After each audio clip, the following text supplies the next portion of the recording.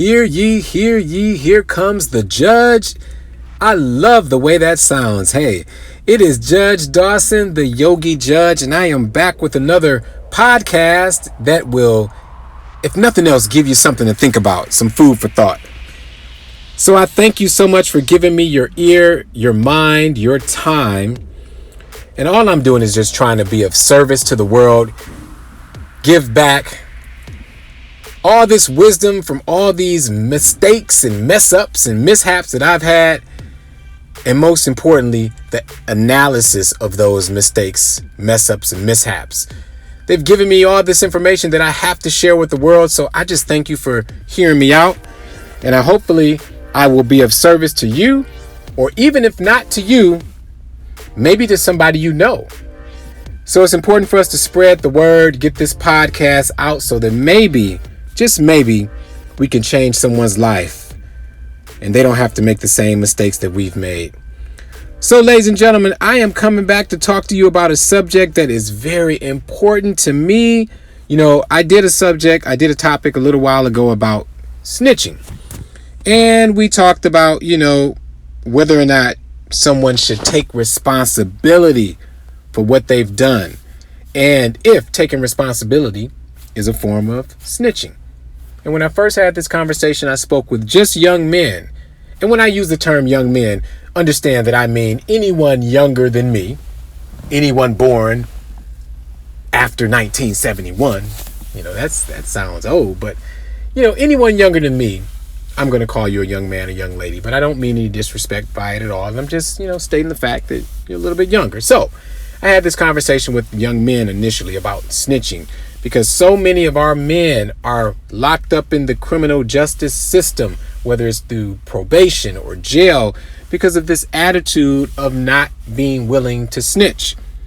And if you listen to a previous podcast, I got really, really deep into the details about snitching and how really, you have to look at it from a different perspective, because, hey, if you were taking responsibility and everybody was taking responsibility for what they've done, then the term snitching wouldn't even make sense, because everybody would take their own responsibility and do the time for their own crime. But that's not what happens in this generation. Instead, we have this code, right? And then today I spoke with ladies about the same code, about whether or not they should be willing to take responsibility for what they did, and or be willing to make another person take responsibility. So I gave them a scenario, and let me tell you something I heard that was amazing. I ran into this time and time again, where women were saying that they would not snitch on their man. Now, I'm not talking about a husband. I'm talking about a boyfriend or significant other. And let me tell you this one scenario that one lady told me about that was really interesting.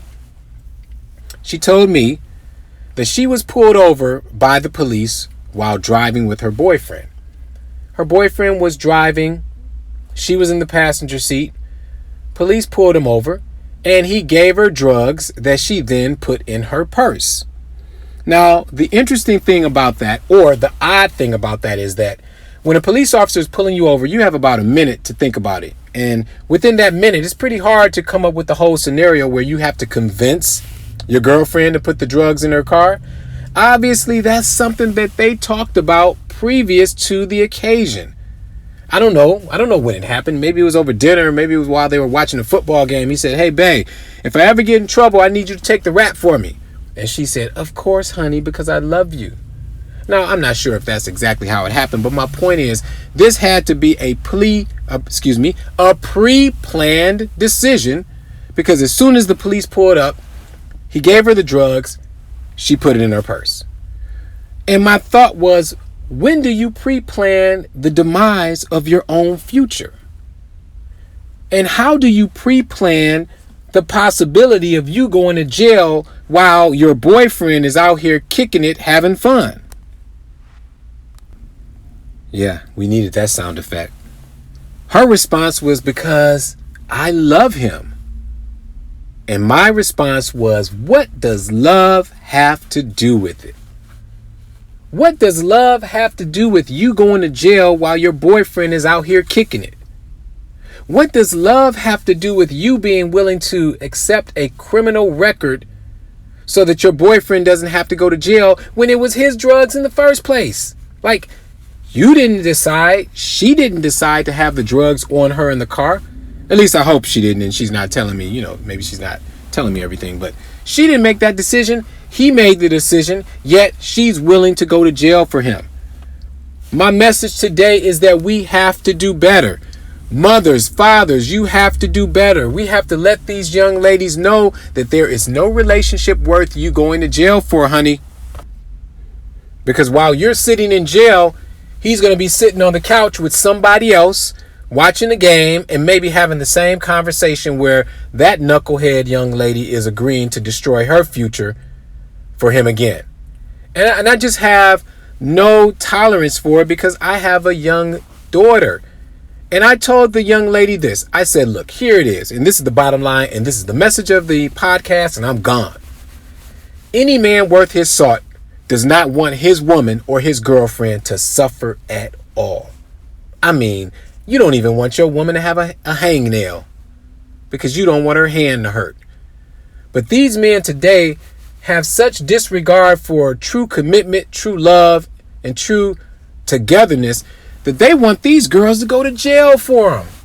So I had to let her know that as much as she thinks she loves that man, he doesn't love her. He does not love her the right way. Because if he wants her to go to jail for something that he did, then he is in the dead wrong, and that relationship needs to end.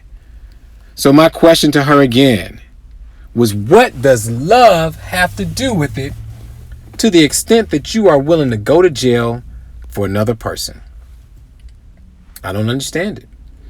Well, my purpose is to give you food for thought, to give you something to think about, and most importantly, something to talk about with those that you care about and those who you love. So have this conversation with your daughter, your cousin, your niece, your friend. Let her know that her life is more valuable than just throwing it away for somebody that she thinks she's in love with.